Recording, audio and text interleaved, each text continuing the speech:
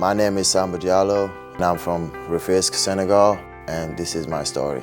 I grew up in a town called Rufisque, and it's like not that big, and it's like a basketball town, so everybody, if you're not playing soccer, you're playing basketball. It was different, it was kind of rough. That's the only option we got over there. If you're going to school, after school there's nothing else. And that was the way of my parents keeping me out of the streets and stuff. And I was just playing basketball. So that's all you know, is just play basketball or go play soccer.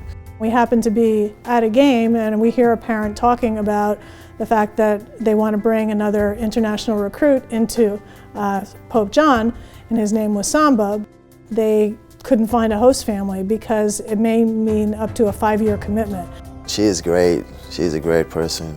She is like fun to be around with, and she helped me a lot when I get here because there was a lot of stuff that I didn't know and a lot of stuff that I had to get used to, and they were very patient with me. Can you imagine a situation where your 15-year-old child has never been out of their home country? You don't know anything about where they're going. You don't know this person. They didn't know me. They didn't know my husband. They put him on a plane, gets off a plane in Newark Airport, and he comes to our home. The faith that that family had to have to do that because they knew this was going to be the best thing for their son is just amazing to me. I don't know that I could have done it as a mom. Samba quickly adapted and thrived in his new surroundings and with his new family. Samba also made an immediate impact as a basketball star on the court at Pope John High School in New Jersey. His success drew a crowd of college coaches up until he suffered what became a life-altering injury. Like, nobody wishes to have injuries or anything, but that helped me a lot.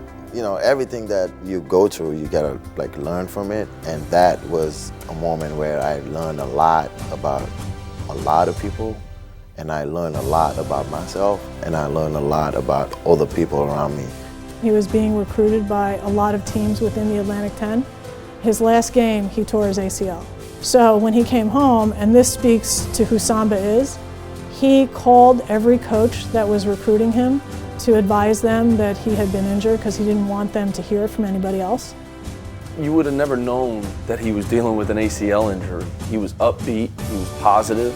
I took a visit to see him when he was a senior in high school going through that process, and it was just like it was another day, and that, I hurt my knee and I'm gonna get it fixed and we're gonna move forward. I have to tell you, the reaction of Coach McCall was a big reason that Samba has come to UMass. He was one of the only coaches who said to Samba, "Don't you worry, Samba, it's going to be fine, you're going to rehab, it's going to be great, we love you, we want you to come here." There was the time that I don't even get to charge my phone. If I plug it in, somebody would call and I would be on the phone all the time. So that was those moments, and then I got hurt. It's like I can go all day long, my phone don't ring, nothing. He was the first one who called me. It's like, hey, look, like, I know you're hurt and this is gonna be like a long process, and just wanna let you know, like, we're here to support you, anything you need. Before the start of his first semester at UMass, Samba returned home to Senegal to be with his family and renew his visa. Upon arrival, Samba was unfortunately greeted with a horrific reality. He had to go home to get his visa renewed, and I was a little nervous about him going home that summer because there's always a risk that something happens and you can't get your visa and you can't come back. But it was really a wonderful thing that he did because that was the last time that he saw his mom because she was sick, and he was able to say goodbye to her. I went home like last summer, and she wasn't good. When I walked into the house, like, I didn't even see her yet, but then the minute I stepped through the door, I felt like something wasn't right. I walked into the living room and she was just laying there. I know her as much as she knows me. So, the moment I looked at her, I know that she wasn't right. One of the toughest times, leaving home, that was one of them. She was a beautiful woman. She and Samba resemble each other. So if you see a photograph of her, you'll see a lot of Samba in her. Samba had considered staying in Senegal to be with his mom, brothers, and father. At their behest, he returned to the States to begin his career as a Minuteman. As UMass prepared for their first basketball game of the season, Samba had learned that his mother had passed away. That was a difficult day. It was our first game of the season. You know, his mother did an unbelievable job raising him.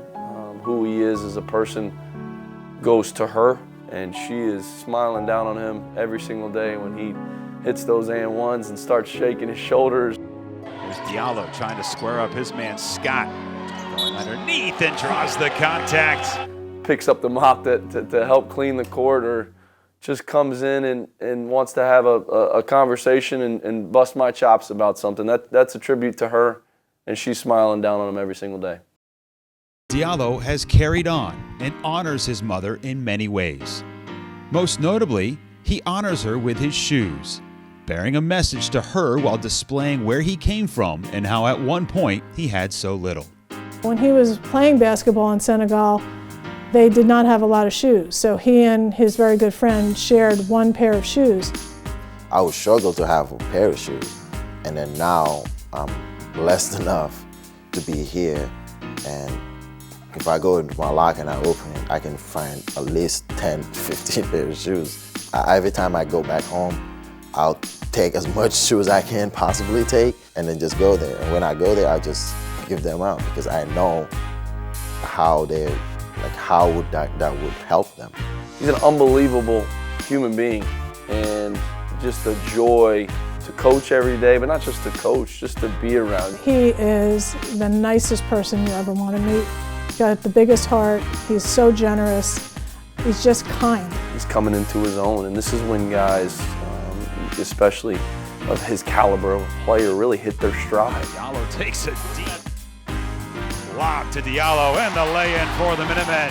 Is halfway through their sophomore season, and you can see that, and that's what's happening and transpiring with Samba right now. Through the heartbreak and the adversity, Samba has overcome, and he's remained a character, a jokester, a guy who provides energy and laughs to his teammates, coaches, and friends. He is Samba Diallo, a young man from Senegal with an award-winning smile. He is Samba Diallo, and that's his story so far.